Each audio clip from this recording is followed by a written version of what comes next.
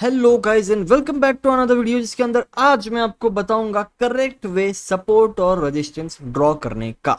ये इतना ज्यादा इंपॉर्टेंट क्यों है? देखो, सपोर्ट और रेजिस्टेंस एक ऐसी स्किल है जो दुनिया के हर एक ट्रेडर को ना मास्टर कर लेनी चाहिए, क्योंकि ये वो की लेवल्स है जहां से आपको हमेशा प्राइस का एक बड़ा मूवमेंट देखने मिलेगा, आपको लिक्विडिटी देखने मिलेगी, आपको ट्रैप्स देखने मिलेंगे, आपको सब कुछ इस लेवल के आसपास ही देखने मिलेगा। और अगर आप इन लेवल्स को अच्छे से, इसके प्रिसाइज लेवल्स को मार्क करना सीख जाते हो, मास्टर कर लेते हो ना, तो आपका जो विन रेट है, आपके ट्रेड्स का विन रेट सिग्निफिकेंटली बढ़ जाएगा। ठीक है, इसलिए ये एक ऐसी स्किल है जो हर एक ट्रेडर को मास्टर कर लेनी चाहिए। ठीक है, इसीलिए आज मैं ये वीडियो लेके आया हूं आपके लिए, जिसके अंदर मैं आपको बताऊंगा कि सपोर्ट रेजिस्टेंस को कैसे ड्रॉ करते। चार ऐसे मेजर सीक्रेट्स आपको बताऊंगा या रूल्स बताऊंगा सपोर्ट रेजिस्टेंस के, जो आपको हमेशा याद रखने हैं इनको ड्रॉ करते वक्त। और आपको ये भी बताऊंगा कि कैसे आप इनके बेसिस पे ट्रेड कर सकते हो या फिर ये इतने इंपॉर्टेंट क्यों होते हैं। ठीक है, तो आई डोंट थिंक सो मेरे को आपको इतना बेसिक बताने की जरूरत है कि सपोर्ट रेजिस्टेंस होते क्या है। फिर भी मैं आपको बेसिक बता देता हूं कि देखो, जहां से प्राइस बाउंस होता है वो सपोर्ट होता है और जहां से प्राइस रिजेक्ट होता है वो रेजिस्टेंस होता है। सिंपल। इससे आगे आई डोंट थिंक सो मुझे आपको एक्सप्लेन करने की जरूरत है कि ये क्या है। सीधे हम बढ़ते हैं इसके रूल्स के ऊपर। ठीक है, अब देखो, इस बॉक्स के पीछे चार रूल्स है, ध्यान से देखना। फोर्थ वन सबसे ज्यादा इंपॉर्टेंट रूल है। तो सबसे पहले हम बढ़ते हैं हमारे फर्स्ट रूल की तरफ, जिसका नाम है मल्टीपल रिजेक्शंस। मल्टीपल रिजेक्शंस का मतलब क्या होता है? देखो, कभी भी कोई भी सपोर्ट जोन या रेजिस्टेंस जोन की ऑथेंटिसिटी या फिर कोई भी उसका ट्रस्ट वर्दीनेस बढ़ने के लिए ना, आपके लिए एक फैक्टर होता है कि वो मल्टीपल टाइम टेस्ट हुआ हो, मल्टीपल टाइम रिजेक्ट हुआ है। फॉर एग्जांपल, एक बार सपोर्ट लिया, दो बार सपोर्ट लिया, तीन बार सपोर्ट लिया, तीन बार ये ले लिया, तो मैं अब इसके ऊपर भरोसा कर सकता हूं कि हाँ, ये एक अच्छा प्रिसाइज सपोर्ट जोन है और वापस ये चौथी बार भी यहां से सपोर्ट ले सकता है, या फिर अगर ब्रेकडाउन देता है तो ये यहां से रिजेक्शन भी ले सकता है ना। इस तरह से आपके सपोर्ट जोन को आइडेंटिफाई करने के लिए आपका पहला फैक्टर बनता है मल्टीपल रिजेक्शंस। फॉर एग्जांपल, इधर अपने को क्या देखने मिल रहा है? अब मेरे को यहाँ पे एक सपोर्ट जोन ड्रॉ करना है, मैं किधर ड्रॉ करूंगा? क्या मैं उसको इधर ड्रॉ करूंगा? ठीक है, सपोर्ट तो यहां से भी लिया है। क्या मैं उसको इधर ड्रॉ करूंगा? सपोर्ट यहां से भी लिया है ना? या फिर क्या मैं उसको यहां ड्रॉ करूंगा, क्योंकि यहां पे भी एक दो तीन बार सपोर्ट लिया है ना? इसका करेक्ट वे क्या है पता है? करेक्ट वे है कि मैं उसको इधर ड्रॉ करूं। क्यों? क्योंकि दो फैक्टर्स है इसके अंदर भी। एक, यहां से बड़े बड़े मूव्स आए हैं। ठीक है, बड़ा सपोर्ट लिया है, बड़े मूव्स आए। और दूसरा इसका ये है कि ये मल्टीपल टाइम टेस्ट हो गया है।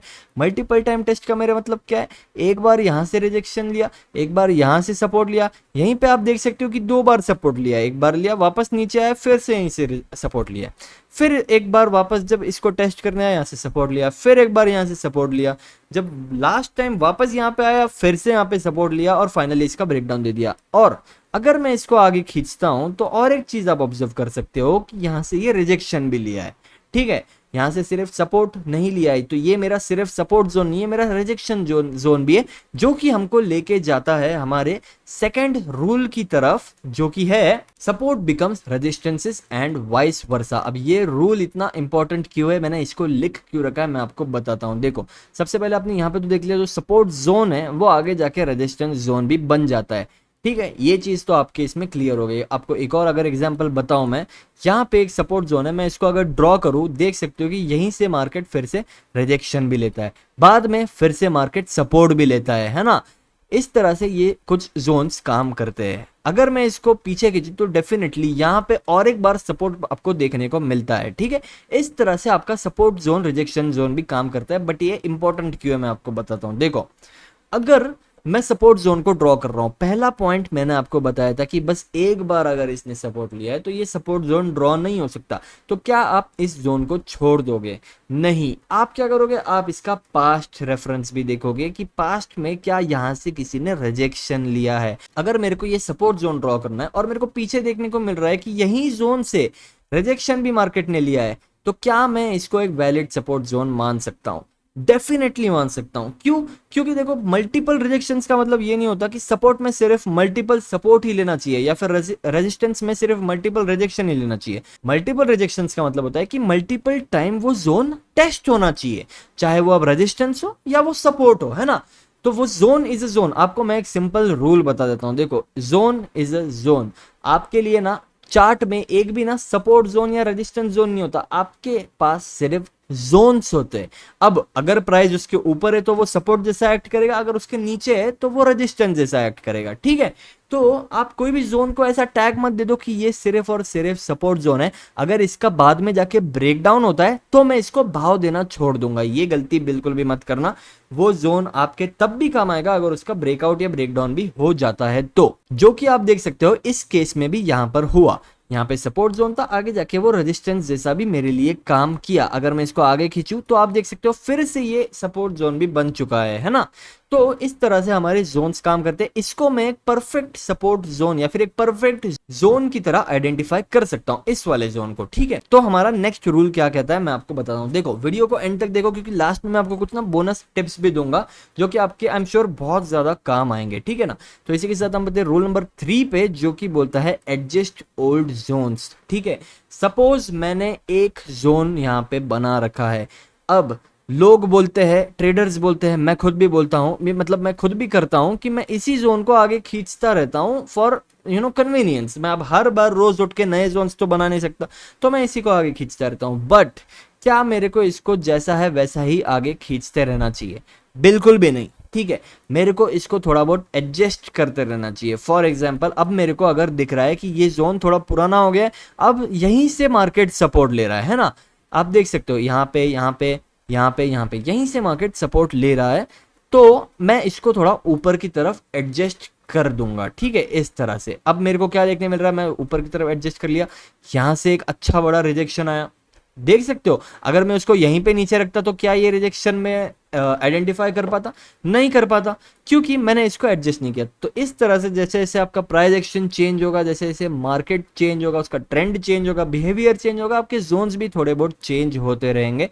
तो आपको हमेशा ओल्ड जोन्स को आइडेंटिफाई करना है, ओल्ड जोन्स को एडजस्ट करना है और न्यू जोन्स में कन्वर्ट करना है, ठीक है ना। ये था हमारा थर्ड रोल। अब यहाँ पे आप ऑब्जर्व कर सकते हो कि मैंने इसको ऊपर की तरफ एडजस्ट तो कर दिया, अब ये मेरे लिए करेक्ट सपोर्ट जोन है, ठीक है, या फिर एक करेक्ट जोन है मेरे लिए। बट यहाँ पर एक ये स्विंग आप देख सकते हो, है ना।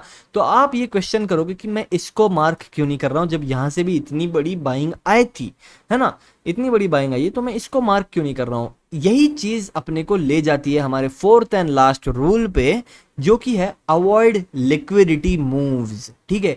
लिक्विडिटी मूव्स वो होते हैं जो कि बस एक जोन का ब्रेकआउट देते हैं और वापस अंदर आ जाते हैं। क्यों? क्योंकि उनको सिर्फ एक ब्रेकआउट बायर्स की लिक्विडिटी चाहिए होती है, ठीक है। तो वो लिक्विडिटी मूव्स को आपको हमेशा अवॉइड करना है। इन जोन्स के भरोसे आपको ट्रेडिंग बिल्कुल भी नहीं करनी है, ठीक है। इंपॉर्टेंट रूल है, नोट डाउन कर लो कि जब भी आपका एक सपोर्ट जोन है उसका ब्रेकआउट या ब्रेकडाउन होता है और वापस अंदर आ जाता है, तो वो जोन एक लिक्विडिटी जोन माना जाता है या फिर लिक्विडिटी मूव माना जाता है, ठीक है। वो बस एक क्विक लिक्विडिटी ग्रैब करने के लिए प्राइस एक्शन बनता है, उसका आपके जोन के साथ कोई लेना देना नहीं है। आपको वो वाले जोन को मार्क नहीं करना है, ठीक है। फॉर एग्जांपल यहाँ पे सपोर्ट लिया, एक फाइनली वो नीचे ब्रेकडाउन देता है, वापस अंदर आ जाता है, तो क्या मैं तुरंत इसको शिफ्ट कर लूंगा? नहीं करूंगा।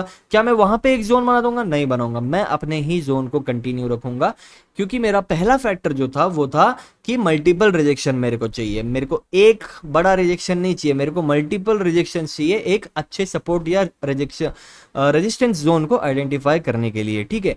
तो हमारा फोर्थ पॉइंट ये कहता है कि आपको हमेशा लिक्विडिटी मूव्स को अवॉइड करना है, ठीक है। लिक्विडिटी मूव्स आपको हर जगह में देंगे, ठीक है। अब ये 4 रूल्स आपको हमेशा याद रखने हैं। नेक्स्ट चीज अपने पास क्या आती है? नेक्स्ट चीज आती है कि व्हाई दे आर इंपॉर्टेंट।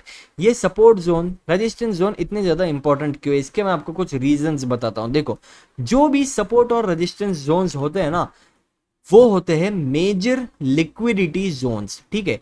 अब लिक्विडिटी जोन्स को कंफ्यूज मत करना ये इस वाले जोन से, ठीक है। ये लिक्विडिटी मूव्स है, लिक्विडिटी ग्रैब मूव्स, ठीक है।